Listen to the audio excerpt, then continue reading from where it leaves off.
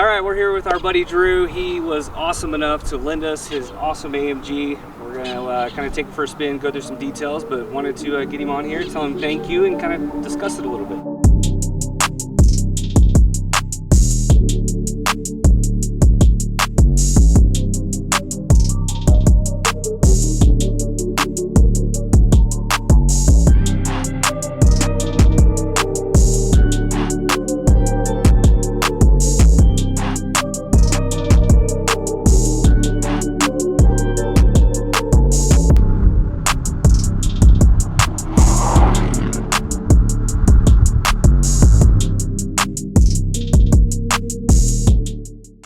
Thanks, Aaron, for having me, man. Yeah, what made you pick the AMG? Yeah, so I've been a big fan of front engine, rear wheel drive cars my whole life. One of my favorite cars growing up was a 96 Dodge Viper GTS. Right. And I felt that the AMG, when they came out with this in 2016, really kind of encompassed the European Viper, if you will. Yeah. And so it's got the great proportions of a long hood. You sit right on the rear axle, and it has a big angry V8 in the front, and so that just got me fired up, and was something also I could convince my wife of, so she decided that she liked it too, and that was very critical, as you know. Right, yeah, absolutely. If we keep the wife happy, then the rest of everything kind of else works out. So everything else falls into place. Right. So this is a GTS Edition 1. What does that mean? Yeah, correct. So Edition 1, the theory was they did this only in 2016 when they first came out with this car, and they limited production. It's kind of unknown exactly. It's rumored to be 350 units total. Okay. I'm not sure if that's accurate or not, but I'll take their word for it. And so the Edition 1 was a bit special in that they added some kind of aero bits on the front, so you can see the more aggressive cowling and front splitter, and then you got the carbon fiber hood as well, which was unique. You had an upgraded brake package, you had a unique wheel package to the Edition 1, and you had the blacked out mirrors, and then probably the biggest difference on the Edition 1, which is why everybody liked them so much, is you had the fixed rear wings. Yeah. So the AMGs are known for having their flip up rear wings above 60 miles an hour. Yeah. And so they fixed the rear wing here on the Edition 1, which became really popular. Yeah. And so with that though, you've done a couple mods, you like to track this car, so you know, I know that you changed out the wing a little bit, or right? Yeah, I can kind of walk you through, you know, front to back, what we've done to it. And so starting up with the front, we changed out to kind of the facelifted grille, so we went to the vertical slats, which just made it feel a little fresher and newer. You can see the tow hook there. And so we also upgraded a little bit of the cooling components up in the front. We did new air intakes as well. And then moving here to the wheels, these are not what I use on the track. These are my street wheels. They're 20-inch all the way around Vossen's HF3s. And they're wrapped in the Michelin Pilot Sport Super Sports, or excuse me, 4S's. And specifically though, we paid a lot of attention to the brake system. That's a big weakness here on the AMGs. And so we came in and put gyro disc rotors on, which are a full floating rotor. And then we did Carbotech XP12 pads on it. And then we have a full carbon fiber brake cooling system. So it's a ducted system underneath. It's pretty unique and really cools off the brakes, which is really helpful. It's full stainless braided brake lines, and then of course we're running race brake fluid as well. Sure. And so that was a big critical upgrade we did here. Then to the engine, we did do a stage 1 race tune, as we call it. So it's really a track tune. And so what they do is they really want to preserve the engine and not really go too crazy with it. They want to keep the temperatures down for track driving, but they do get a lot more torque out of the engine. And so as this sits now with that tune on it, it's doing about 515 horsepower to the rear wheels, which is definitely more than stock, but not crazy. Yeah. And then it's about 570 foot-pounds of torque, which is really what you feel on the racetrack coming out of the corners. Right. It's been lowered as well, so it's lowered on K&W full lowering springs. They're fully adjustable. We also increased the spring rate slightly as well. And then it's also running on a fully adjustable sway bar system. So that way when we're doing a 4-corner balancing effect on it, we can it doesn't bind itself up. So with those adjustable sway bars, we're able to get a perfect balance on the car that way. Then of course, you can probably tell how it sits, depending on the angle, that it's got a full track alignment as well. And so not great for the road. It follows every bump, but it really makes a huge difference on the racetrack.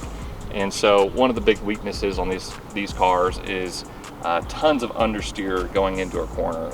They are heavy. This is 3,650 pounds without me in it.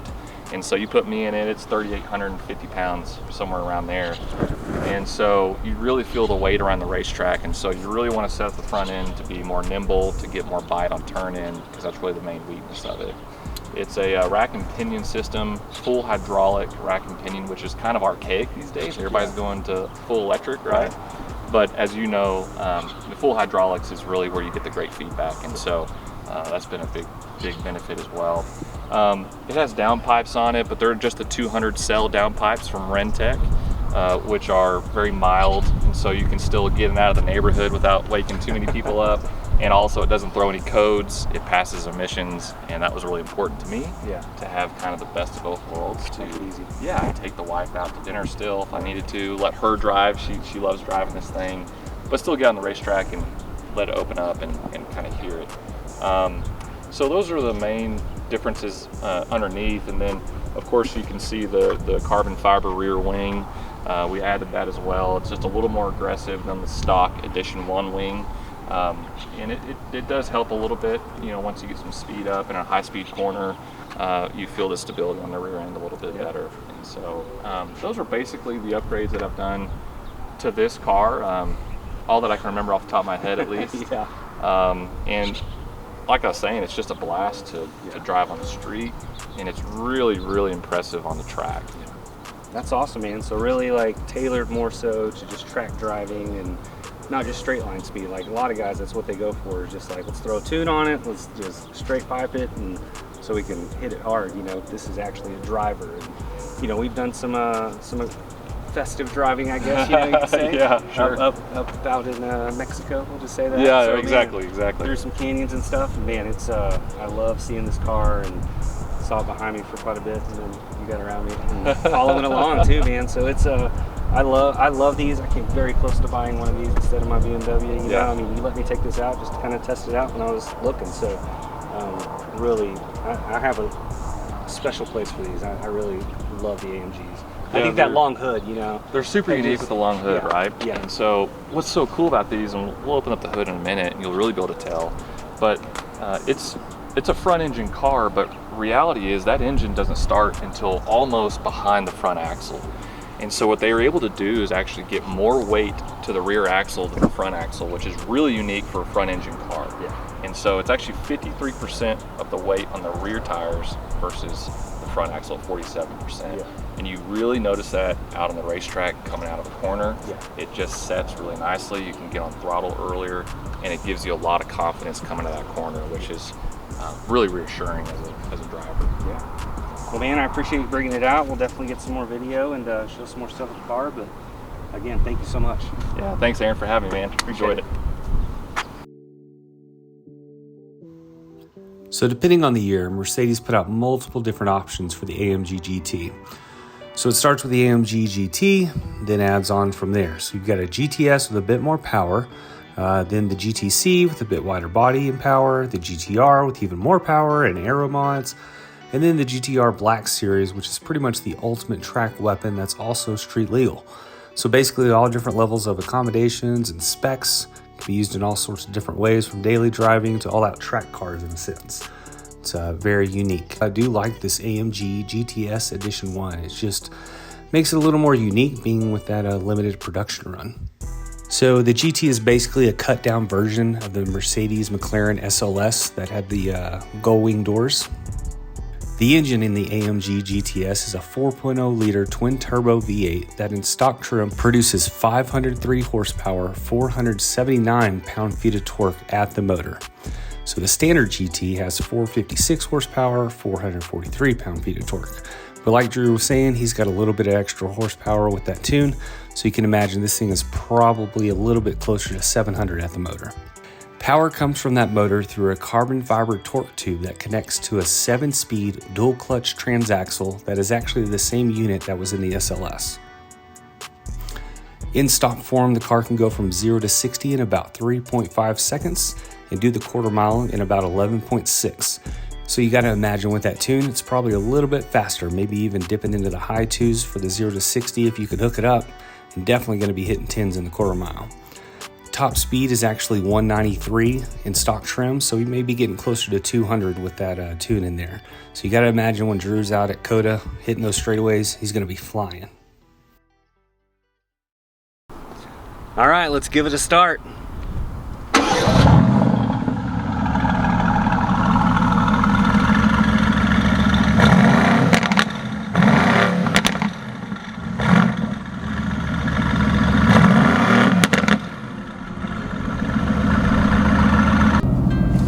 All right, let's take it on a cruise and see what we can do here.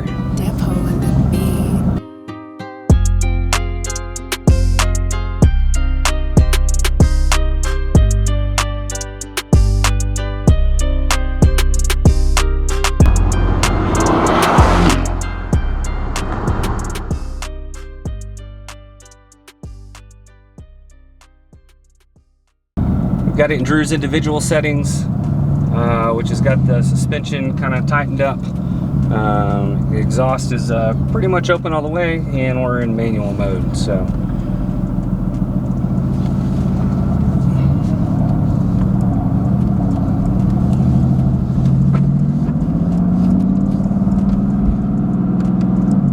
man, like I said earlier, I really love this car. I came very close to purchasing one instead of my M850.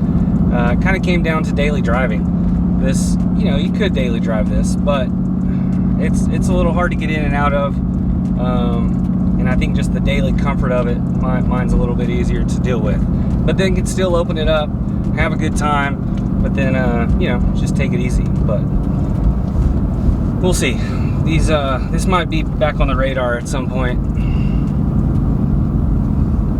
I'm also a huge BMW nut, so I've got a lot of BMW gear, and it'd kind of be hard to, you know, sell all that stuff.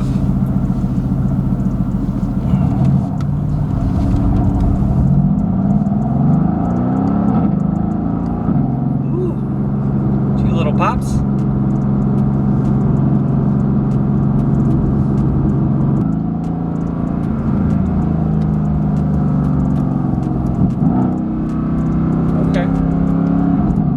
Automatically downshifted into first.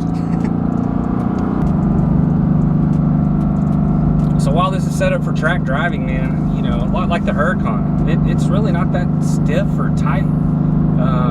It is set up for just a single driver. So over some of the bigger bumps, we might have a little bit of rub in the rear, but he's got those wider 305s on the back, and you know, very suspension is just tuned for driver only, no really passenger. So you know, that's just part of the trade-off. Coming up to the stop sign, let's get it revved up and see what she sounds like desailing.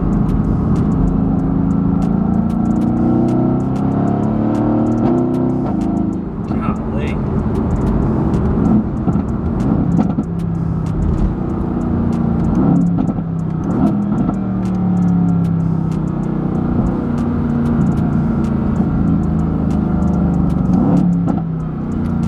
Has some good crackles to it.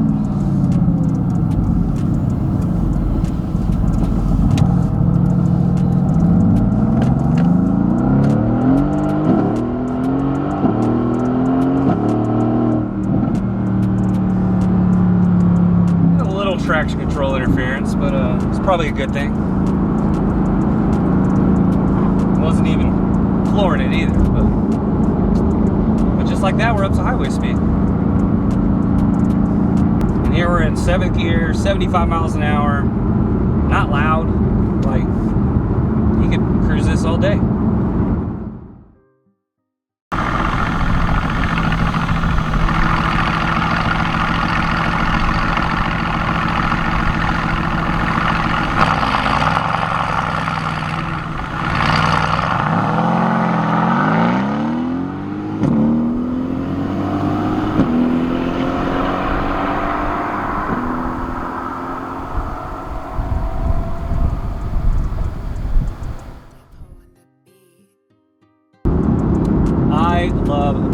cars. This thing is just so tight. Shifts are crisp. Sounds amazing. I think that's like it sounds good outside, but inside it sounds really good. I'm gonna have to get downpipes or something now in my car, because I mean, I think mine sounds really good on the outside when you get it going, but you know, and inside it does too, but I need a little more noise like this thing does. Love it. I mean, look at that. I really like that setup too. Like, it downshifts for me, but it's still in manual mode. So it just does it at the optimal range.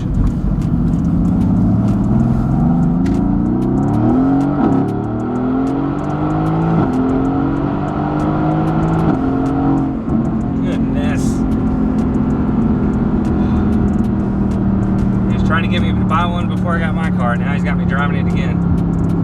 It's just such a well-balanced ride that, like, you can take it to the track. My car is all-wheel drive. It's well over 4,000 pounds. So he was saying this is heavy, but it's not heavy anywhere compared to mine. But I guess by, like, I don't know, if you're comparing it to a 911 or like a GT3 or something, yeah, it is heavy, but it's pretty good. It's nice and tight. And here we are in a back road, country. It has been recently paved, so that's nice, but it's really not that bad. Especially in a car that's lower. I drove one of these stock, and I feel like this suspension has made it a little better than it was stock. Almost like it was more stiff from the factory, and this kind of gave it a little more comfortable ride even. Big bump. Yep. Yeah, just cruising along at 60, you can't even hear it here, but if we wanted to.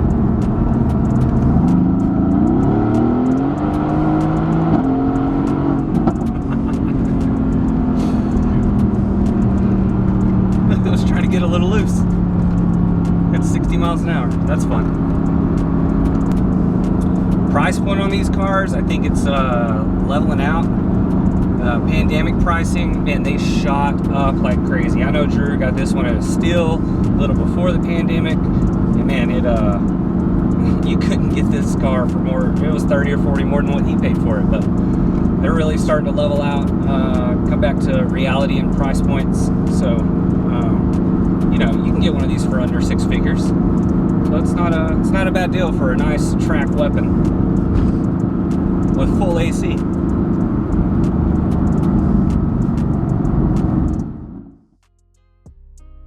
Thanks for watching Featured. If you'd like to be on an episode, just go to CCLBK.com and click Be Featured. Don't forget to click like and subscribe, and we'll see you on the next one.